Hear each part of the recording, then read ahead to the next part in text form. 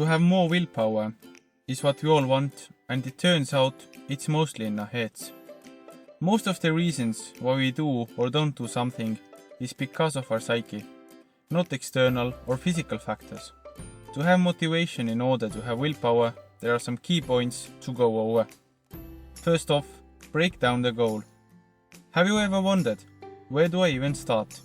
As humans, we tend to create big goals and immediately start to feel as if it's impossible to achieve them. A large goal can be so frightening that it is hard to make yourself start working towards it at all. You procrastinate it and you can do it effectively for years. It can be hard to work towards your goals of losing weight, building something for yourself, or even doing mandatory tasks. For example, running a 10 kilometers is pretty much impossible if you rarely even walk for exercise. You can break it down into steps and start with walking 1 kilometer, for example. At first, it seems like it's nothing, but doing the first step is the hardest. Second is much easier. Small steps can lead to a good cycle of success breeding. Success as you establish habits, hit mini goals and note your progress. This increases confidence and motivation, making it easier to stay in for the long haul. Another reason why breaking goals into steps is so important is that it helps to create momentum. Each step you complete makes it easier to tackle the steps that follow. That's because after each step, you build skills and acquire knowledge. Learn lessons along the way and gain more confidence. Breaking down goals with prioritization, it allows you to prioritize each task within the goal you are working on, and it lets you prioritize each specific component within your overall schedule. Second important part is to believe in yourself. Many people believe that a strong belief in oneself is something we are born with. This suggests that people without self-belief can never develop one and are stuck living with having low self-esteem. This, however, is wrong. Self-belief is something that can be developed and rebuilt if lost. So, if you do not believe in yourself or have lost your self-belief, remember that you can regain it with the right steps and actions. If I asked you to run 40 kilometers now, you might not be so confident in doing it right now.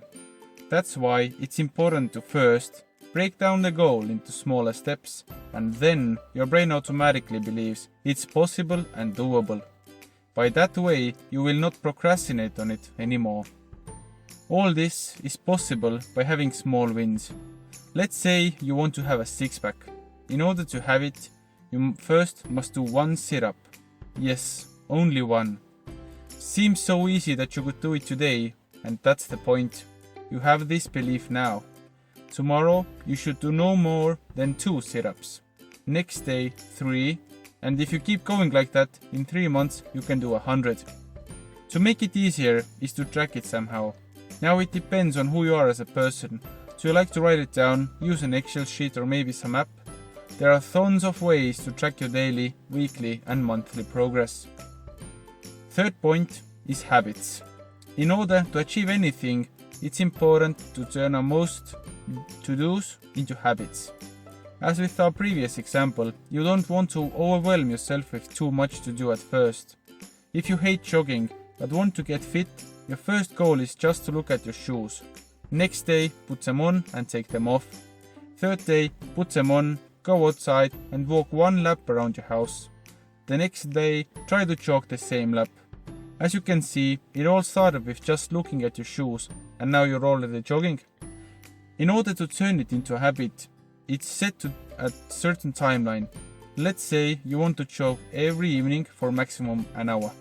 Make a list that seems possible, but I suggest you do not go over first 3 steps, and then start doing it. Reasons why I don't want to write down all the steps in one go is really simple. Your brain will automatically look at the end goal and feel overwhelmed, lose motivation and willpower. That's what we want to avoid. Habits are also a great way to have a fulfilling life. If you exercised every day for 1 hour a week, after a month there is nothing left of your previous workout week. If you worked out 10 minutes a day for the rest of your life, it would have a lifelong impact. It's the same with bad habits. We all tend to have some secret bad habits that no one knows about. May it be smoking, eating sweets, or not sleeping enough. Those secret bad habits are secrets now, but one day they are open to see for everyone, simply because it's a habit. If you eat sugar for a decade, your weight increases. If you smoke for a decade, you can't run longer periods of time. Point 4 is limiting beliefs. You've probably heard that the top entrepreneurs work 16 hours a day, some 7 days a week. Now that sounds impossible. If you and I start work on something after 2-3 hours, we need a break, and most of our willpower is depleted. Studies show that it's actually more about your beliefs into your own willpower. If you believe that you have a set amount of willpower, you actually have less. Your brain physically can't do more than you believe is possible. But if you believed that willpower is endless, or you can, let's say, recharge it within 10 minutes breaks, all of a sudden you can also work 16 hours a day. I'm not saying that you need to work 16 hours a day, but that you limit yourself. Most likely you had some school paper that you procrastinated on and did it on the last second. Maybe you did it for 6 hours straight, something you usually couldn't do. It's because at this moment you didn't think about your willpower, but more about your deadline. Point 5 is deadlines. To make our brain do anything, we need to have deadlines. It works better with some and worse with others, but in general it's a good tool to use. If you need anything done, set a deadline and also a punishment if you do fail. Let's say you need to jog 30 minutes a day, but you just keep procrastinating. If you would punish yourself now in some way, there's a higher possibility that you won't procrastinate next time. Punishment shouldn't be physical, but something you would not want to do again, like donate $50 every time you procrastinate. After 5 days, you don't want to donate anymore and will rather have a run.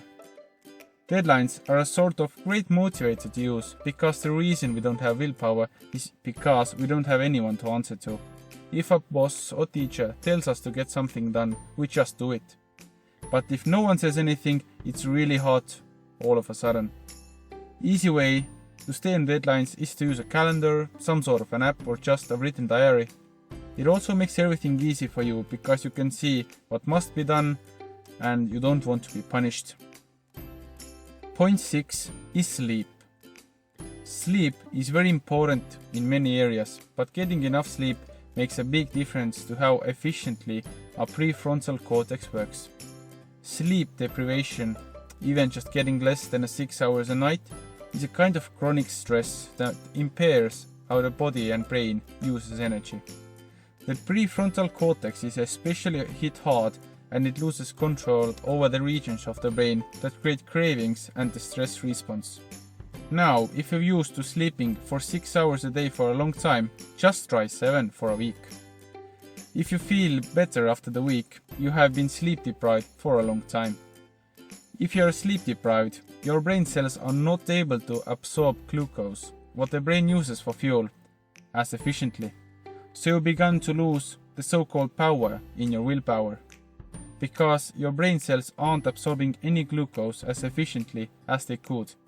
Not only will you give in to eating junk food, you will eat much more than you need. And since you have increased levels of stress, you tend to eat even more, creating an endless cycle that just hurts your body. Your brain will continue to crave until it gets as much glucose as it can out of your bloodstream, regardless of how many calories that may be. So, you will be less focused and more likely to get frustrated when working on challenging tasks. Your willpower will be smaller and you're constantly tired. This lowers your productivity and increases your procrastination. Last part is, since you're tired and your brain wants to sleep, you're irritated more the time and are getting mad or upset with everyone around you. This can actually hurt your relationships and future outcomes really bad. So cutting on sleep is the last thing you should actually do. Point 7 is to reward yourself. Despite what you may have heard, rewarding yourself is a good habit to build. However small, a reward is a good motivation to continue and feel proud of your accomplishments. Rewards can look different for everyone. That might be some online shopping that ends in a new outfit for some, but maybe it's some concert tickets, dinner at a fancy restaurant, or skipping a workout for others. Regardless of how you prefer to treat yourself, it's something you should practice. Biologically, rewards increase dopamine levels in your brain. In that way, dopamine makes you happier, helps you to sleep better, regulates your mood, and increases your willpower. A surge in dopamine reinforces specific behaviors after a worthwhile. Rewarding reduces procrastination because your brain wants the next dopamine hit. Also, you will be more focused on everything that you do and distractions won't get in your way. Others can cheer you on as you work through your responsibilities, but it ultimately comes down to you. You are your biggest source of inspiration and motivation. So all in all, your willpower is up to you to decide how to build it and how to keep it. We truly hope that you enjoyed the video. There are some helpful links down below. Have a great day and we will see you next time.